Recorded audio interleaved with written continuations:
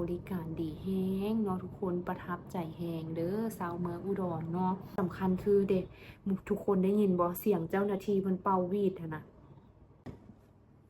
กราบสบายดีทุกคนต้อนรับเข้าสู่ซ่องมุกดาสาวเสียงขวางชาแนลทั้งหลังมุกดากะแมนโตเมืองอุดรธานีเนาะทุกคนเนาะซึ่งว่าอยู่ฝากทางด้านหลังก็จะแมนเป็นห้างเป็นตึกเอียงต่างๆของอุดรธานีนั่นเองเนาะทุกคนเนาะอันนี้มันเลื่อมบ่ทุกคนเป็นมะยับบ่ยานทุกคนหลายตาคันเป็นมะยับแล้วบอกมุกดาเด้อนี่ก็เลยจะพาทุกคนมากินข้าวชมเมืองอุดรในยามค่ำคืนกันเนาะทุกคนเนาะซึ่งว่ามุกดาแนมไปก็เห็นตึกเห็นเอียงหลากหลายอย่างเลยเนาะทุกคนและมื้อนี้มุกดาก็ซื้อนี่จะเป็นกุ้งเนาะทุกคนเนาะเขาห้องว่าเมี่ยงกุ้งเขาห้องว่าซึ่งว่ามุกดาไปซื้อยูนีทาวเนาะยูดีทาวนั่นเองเนาะทุกคนเนาะ เพิ่นบอกว่าบอนมุกดาอยู่นี่จะเป็นซอย5เด้อเพิ่นบอกว่าซั่นเนาะมุกดาอยู่นี่จะเป็นซอย5ของยูดีทาวแต่ว่าบ่ฮู้ว่าเขาฮ้องว่าเขตใดมุกดาก็บ่แน่ใจคือกันนะทุกคนฮู้แต่ว่าอยู่เขตนี้แบบอยู่ใกล้ยูดีทาวแล้วก็อยู่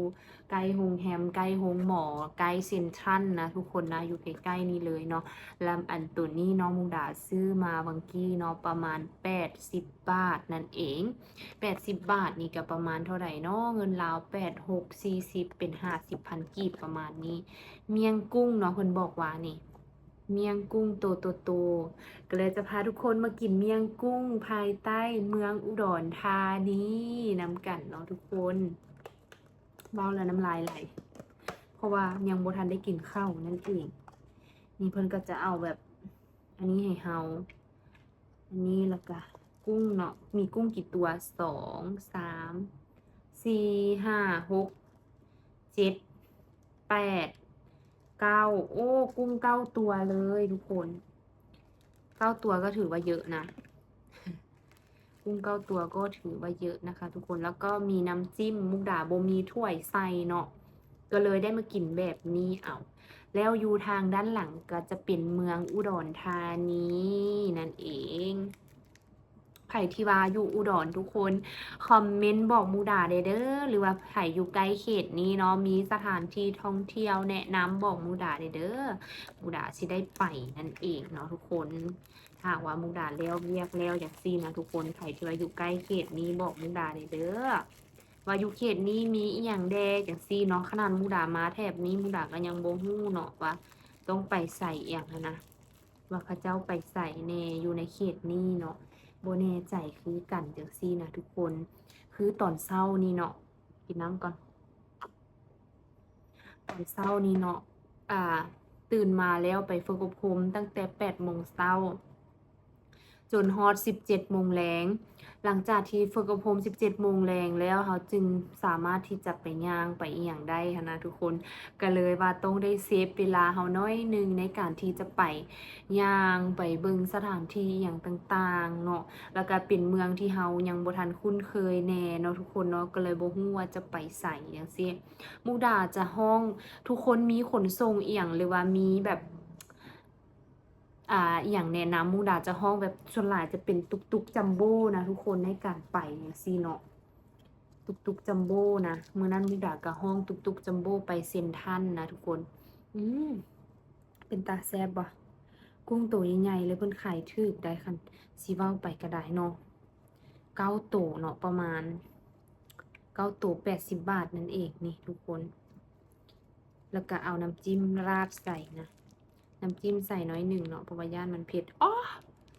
หลายโพดน้ำจิ้มหลายโพดมันสิเผ็ดมาซิมน้ำกันทุกคนคำแรก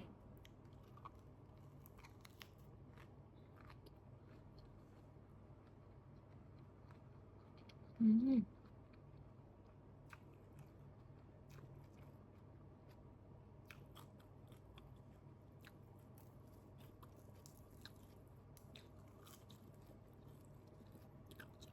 เผ็ดแต่ก็แซ่บเนาะเผ็ดอีหลีน้ำจิ้มเผ็ดอีหลีเพราะว่าเป็นคนที่ว่า บ่มักกินเผ็ด ก็เลยค่อนข้างเผ็ดน้อยหนึงเดี๋ยวจะจิ้มน้อยเดียวเอาบัดนี้นะ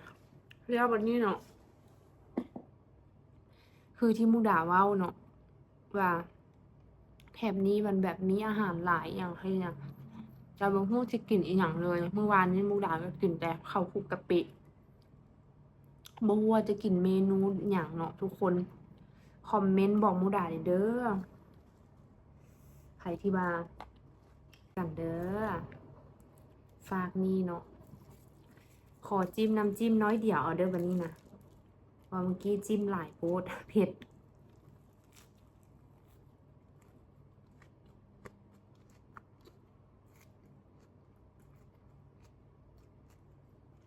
อืม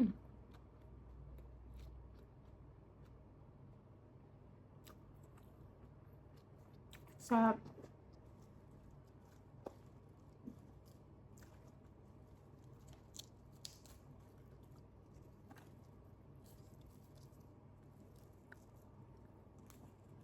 แซ่บมากทุกคนแซ่บมากแซ่บเวอร์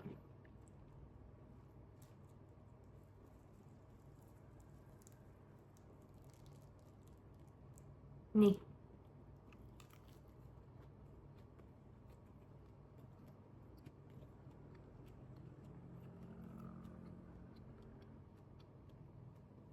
เห็นมารถเที่ยวอยู่ทางด้านหลังมุกดารถเที่ยวไปเที่ยวมา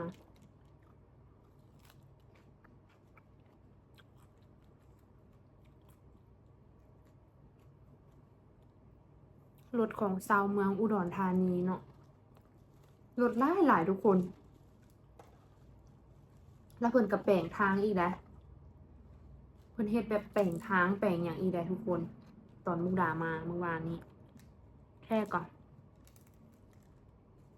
แปลงทางเขตนี้นะ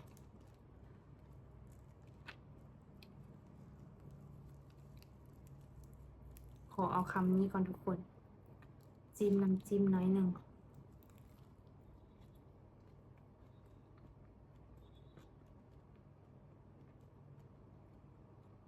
อืม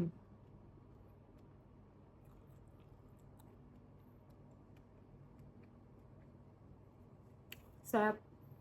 แซ่บสมว่าแม่นอาหารอุดรเนาะ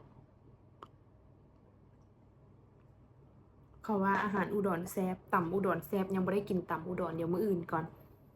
จะพามุกมีนาไปกินเนาะ เป็นประสบการณ์ครั้งแรกเนาะในการที่ว่าได้มานอนในเขตตัวเมืองอุดรธานีนั่นเองเนาะทุกคนแล้วก็มานั่งแบบ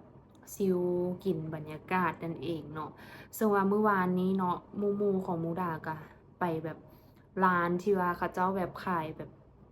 ขายเบียร์ร้านนั่งชิลอหย่างเนาะแต่ว่ามุกดาก็บ่ค่อยได้ไปเมื่อวานนี้ก็เลยหนีมานอนก่อนเนาะ